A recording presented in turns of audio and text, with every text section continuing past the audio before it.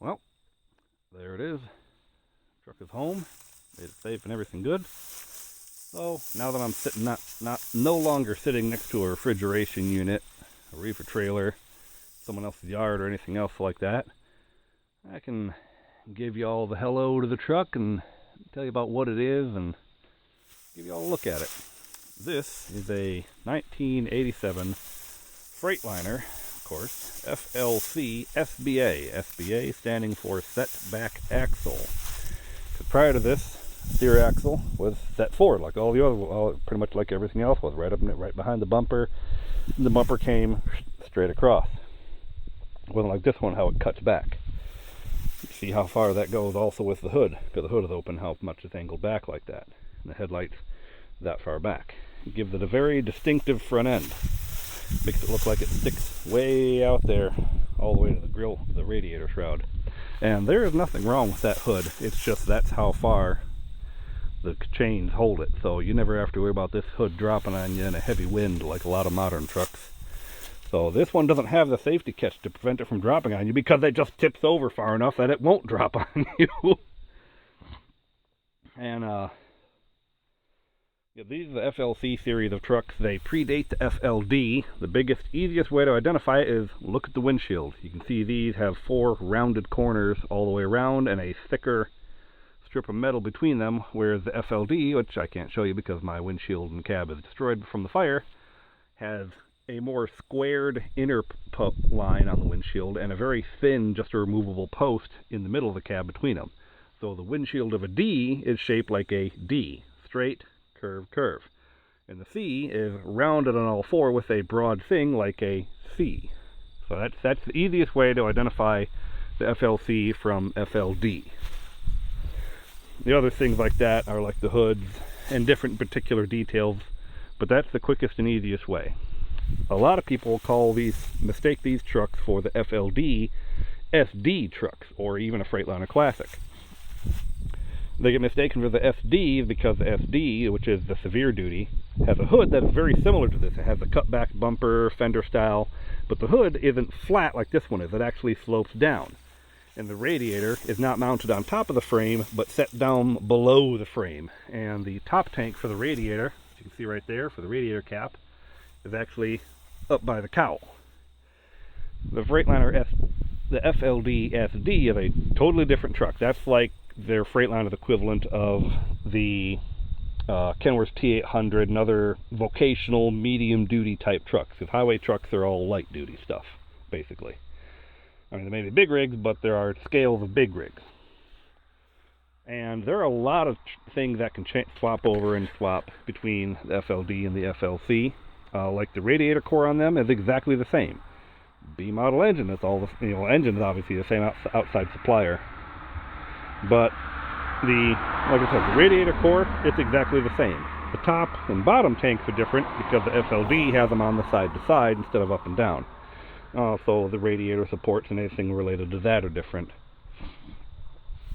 And the aftercooler, this is what killed this truck actually. Right here, this bolt. As you can see, that's in front of the radiator fins. Hopefully you can see that, it's not too bright. But yeah, this bolt sits in front of the radiator fins, and that was jammed into the radiator. And so the core started clogging up when it was going across Montana. It was about 20 degrees below zero, middle of the night. And it started freezing. So when I stopped to take a bath, take a pee break real quick at a rest area, middle of nowhere, I come back out to the truck and it's just pouring water out from underneath. I was like, what the hell's going on? And because when I stopped, all the heat, there was no longer cold air blowing through the radiator to keep everything frozen. All the heat from the engine was wafting up, and it started warming up the ice, and it started leaking. And as soon as it started leaking, that hot air got into it more, and it just started pouring out. And I tried topping up with what coolant I had in my side box, and then top it up with the rest of it water. That was pretty much what killed it, because I got a few more miles down the road, and engine was starting to get hot. The temperature was starting to overheat and everything, so I'd shut it off, let it coast down the hills, and it was enough to keep it from overheating. But the problem was, well, not though, that's the turbo. The head, ice got in the head and froze up the head and cracked it, pushed out a bunch of the freeze plugs and everything. And that's what killed the truck. was that radiator. And that weekend was coming home like 2 weeks from, I was going to be home in about 2 weeks. That was the weekend the radiator was going to get replaced because I knew that needed to be replaced. But nope, it got dead. And good, that didn't break this time. This is actually the second one I've had on since there. That broke too. It also seemed to have taken out the water pump and a few other issues. But this engine is coming out. I'm gonna take the engine from the blue truck because they're both factory. They're both their factory engines. I've ran the numbers on them from Freightliner, and both of these trucks have their original engines. They're both B model Caterpillars. This one is a confirmed 4 1/4, 425 horsepower with the engine brake. It's a very early 4MG. It's an engine prefix serial. Because 3406 is just this type of engine. They've made different iterations over the years. And you see this one's got the big dome down there. That's a 7FB and also early 4MG styles. And this is a very early 4MG. It's engine serial 01775. It had the extra lube refiner, but the lines were bad and it was leaking, so I just isolated just the main filter and ran it with just the one, and that's factory. That's perfectly fine. It's got the bigger 750 air compressor on it, and I don't know any kind of work that's been done to the pump. I have no idea. That's going to be one of the things I'm going through. Valve covers being polished. Well, they were polished.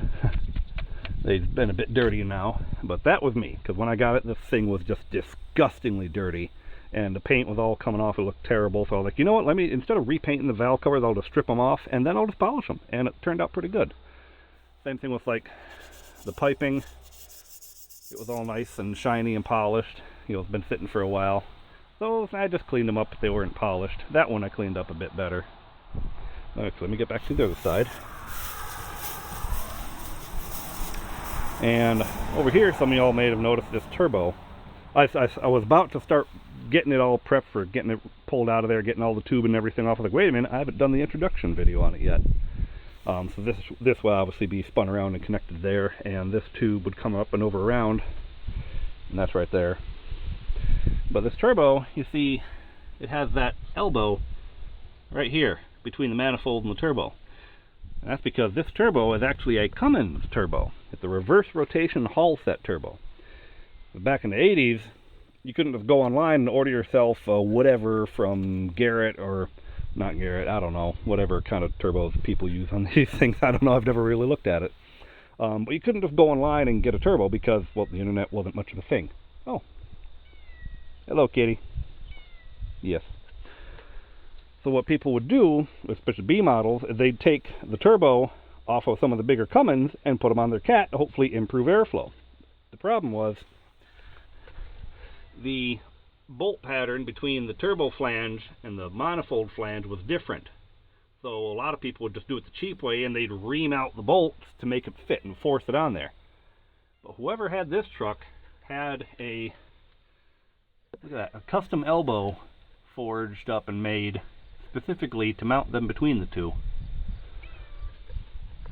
So whoever set this up put some serious effort into it, and then everything else lines up nice and good. It's got, you know, the tubing and all that. So there's some serious effort was put on this, and also with, hi kitty kitty, the lights, like it's got the light harness going up and around. That's all like one big piece. Each one is right in there. There's no splices all the way up for the lights around the hood. Same thing on that side. There are splices now because it's all corroded and broken. Came out to the side here. Those are some of the lights that are missing. Here's another fun detail about it. Air ride steer axle. Kitty kitty. Nice big air ride. It's just very simple. It's just a bag air line up to the valve at the front. You can see the line right here, and the connection right there for the valve, and one on the other side too. That's all it is. Just air line, one on each side. Takes about 50 to 55 psi, if I remember correctly.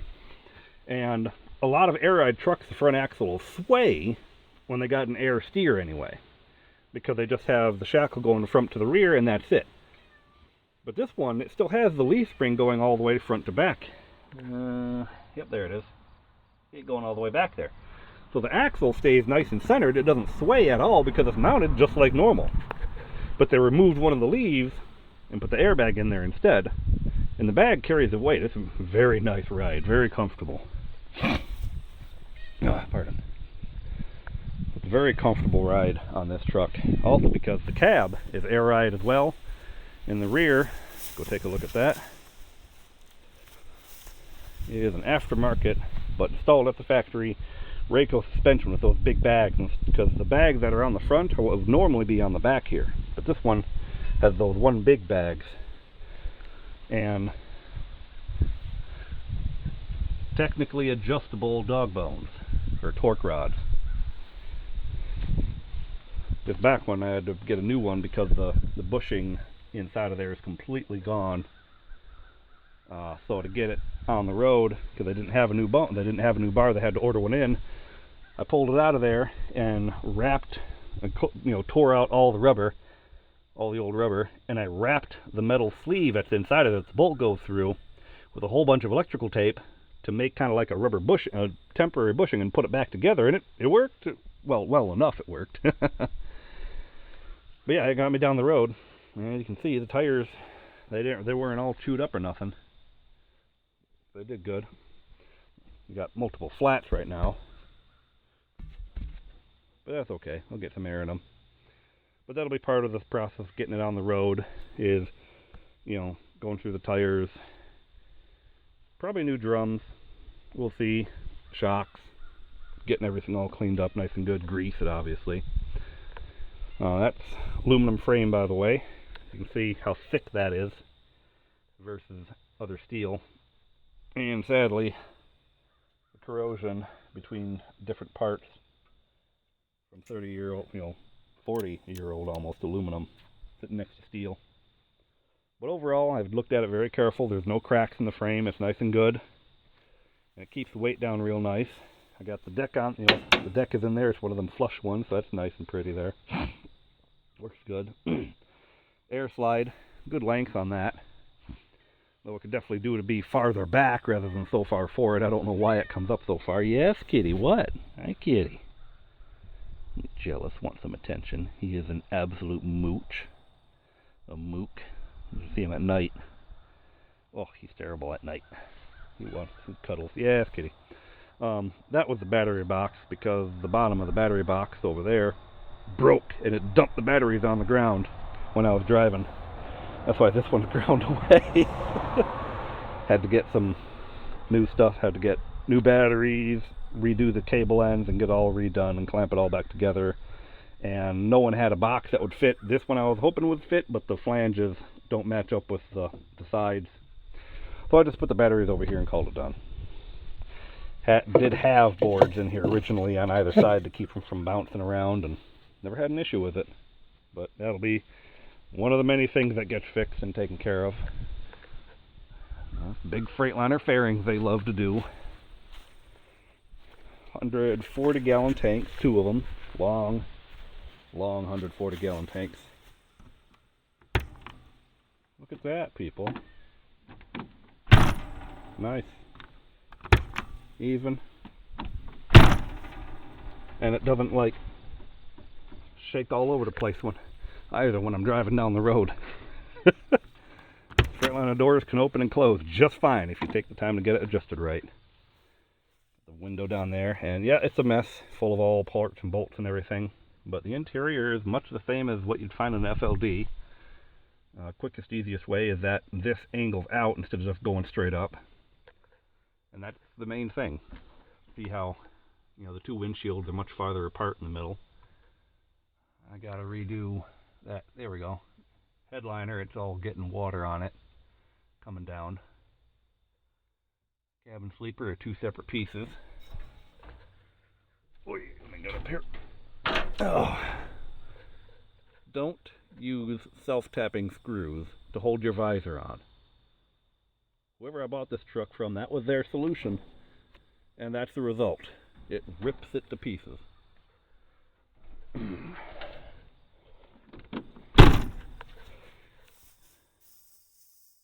So don't do that.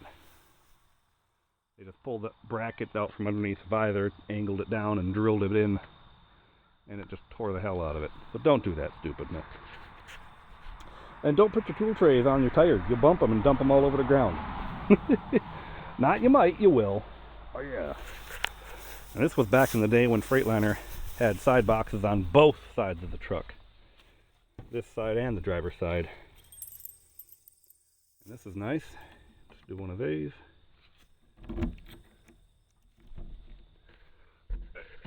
There we go. Get a little nudge with the elbow. Don't want to break the key. Nice and easy. Got that second bed up top. Cabinet over there. You got your light up there. Got your safety buckle so you don't fall out. Upper cabinet. That circle is a mystery hole. It's just wasted space. The lower cabinet. Right now it's got the control panel box in there because it's all plastic is broken on it. Everything works though. And then the big closet. There is none on this side though. I gotta get a cabinet over here or make something. There's a heater vent. Oh, there's that. That too opens nice and good, nice and easy. What I liked to do was on this side of the truck. Oh, look at that, nice and easy. All these doors open perfectly.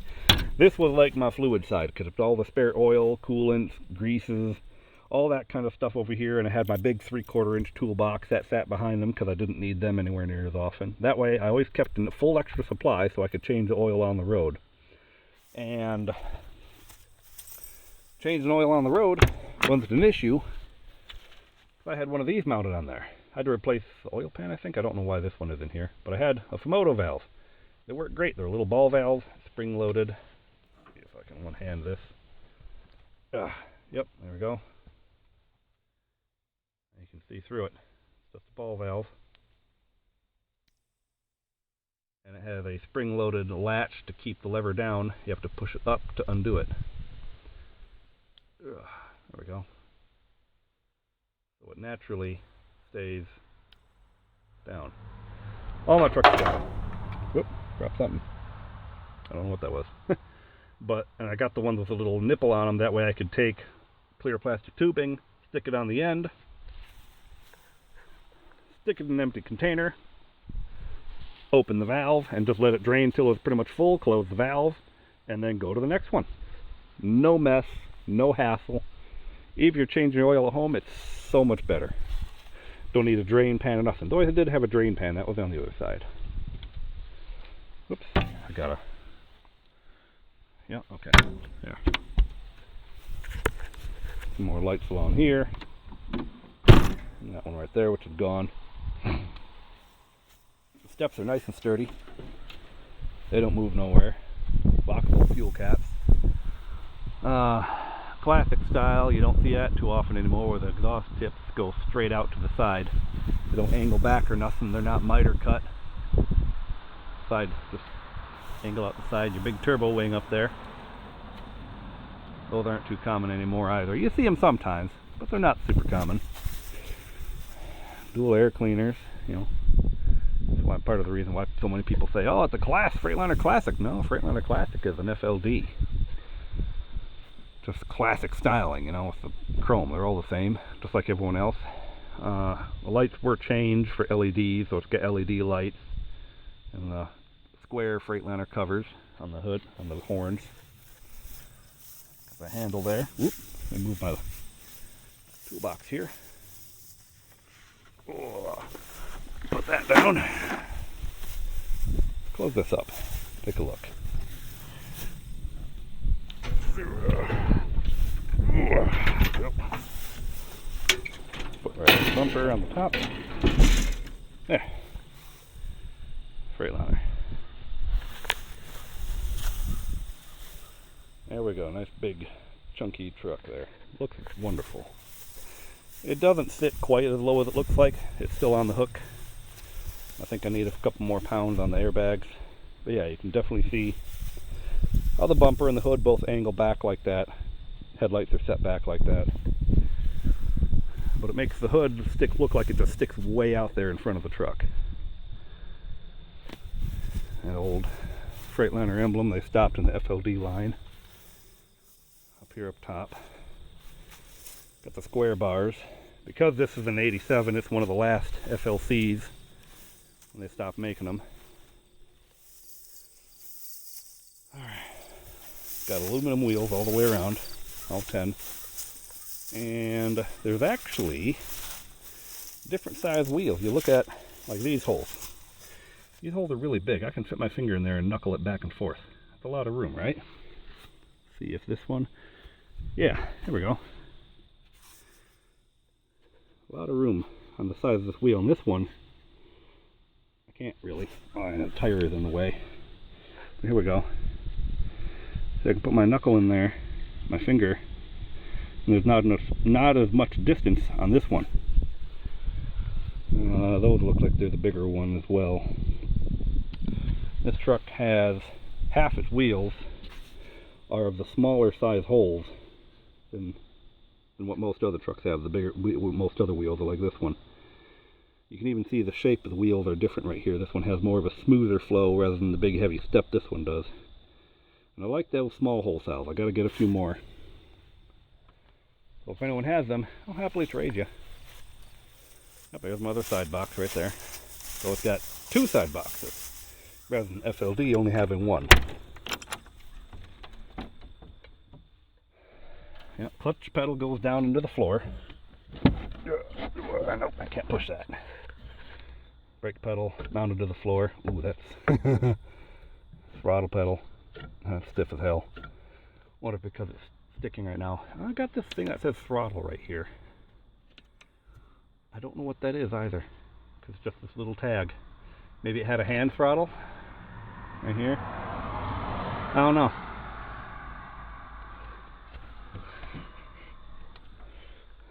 Got this kind of a steering wheel on it. Ugh. I'll undo the strap once it's actually off the hook for good. That way, because you don't want the steering wheel flopping around, the truck going all over the place. Yeah. Change that one out.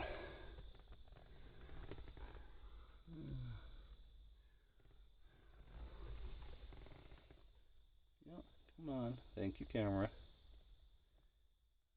Got the idle timer. Gauges. And 3 unmarked levers. Yay, I don't remember which one does what. Engine brake, the 2 levers. I did not put the little blue crystal things on there. They're popular, I guess. I see a lot of trucks with them. Same thing, I didn't put these on here. I didn't do anything to this truck cosmetically. I don't mind these little chrome caps on the screws. That's not too bad. I don't mind those. See, right there. There's one up top right here. There, 2 more down there. I don't mind those. A little light there. Oh yeah. Air filter restriction gauge. Gotta have your ashtray. But like this part, this whole lower part of the console is different between the D and the C. Normally you have like your cup holder right here on the D. Maybe you have a swing one over here. But otherwise it's pretty much the same. Yep, you can see the thickness right here for between the 2 windshields and the curved portions. Whereas on the D, it's very narrow and it's a removable post really. All the brown. All that brown. And like I said, this is a 14615, a 15-speed transmission, which means you split the lower end, the range down. You can split the lower end, but not the upper end. And because this is a reduction, you notice that I have to have it pulled back to go into the high range. Whereas 13s and normal 15s, you push it forward to change range. Nope, this one's different. Not to mention the pattern is totally insane, because left and down is first, middle and up is second, range hot, you split, go back down to first for third, split, middle down is fourth, split, straight up is fifth, split, right and down is sixth, split. Every time you got to split every time. 7, 8, 9, 10, because up against the dashboard, right and up. Oh, went right in. That's 10th gear and 15. Then you go left and down. 1, 2, 3, 4, 5 for 15th. So So it's a totally messed up shift pattern. Nothing like anything else. And driving a normal truck, getting into this, you will constantly grind. Oh, it's ridiculous. Big flat hood. That's another FLD to see difference. There's no detail that comes up or anything. It's totally different hood style. This one's just flat, straight across, and straight out. It doesn't slope. Though it does taper sideways in. Oh, very messy in here. Oh yeah. Here's that torque rod I told you about. It's got these threads here, and it's adjustable. I can turn the one, but not the other, see? So that, gotta get that dialed in correctly. Also on the C, down there, that's open. That's an openable. I can open that up right there. That's a sliding. Those doors open. I usually put my dirty clothes under there. So you don't have to lift the bed to get to the storage underneath. There's a big pocket under there you can access without lifting the bed at all. And that's very nice.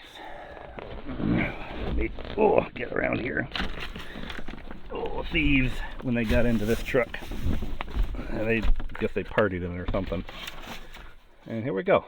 Here's the control box for back here. Your dome light, your reading light right there. Heat and cool. Heat, AC, off. The blower fan, hot, cold.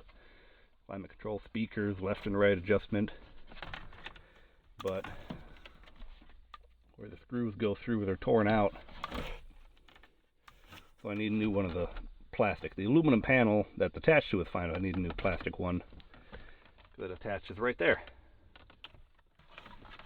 So that hole, I guess that's a speaker hole, but it's weird because it's like this whole area is one big pocket, but it's not accessible. Because you stop down here and you stop right there. So it's like, what the hell? Alright, get this. And you got your other bunk. Let's see. How do I remember to... Move it up, move it in? Okay. Move that knob to the right. This knob, move it to the right to unlatch it. And I actually do have a second mattress up here. That's nice. Oh, it's warm up here. And that's I don't know what the mid-roof double bunks look like in the D because I've never been in one. But this is what it is for the C. And there's the inner door. Got a latch, push it down, open it goes. And I've spent plenty of times, park up somewhere, open that door, and just relax this nice airflow through here. Have a little 12-volt fan I clip onto the box or somewhere right here, and oh, that breeze is nice. I know you can't feel it, but I can feel it, and oh, that's nice. Feels good. The 1980s carpet. Carpet and vinyl. Oh, I miss this truck. I'm looking forward to getting it back on the road. So yeah, nope. We're doing construction on the bridge behind me. So, see y'all later. Time for me to get everything, this engine ready, and get it swapped out. Thanks for watching.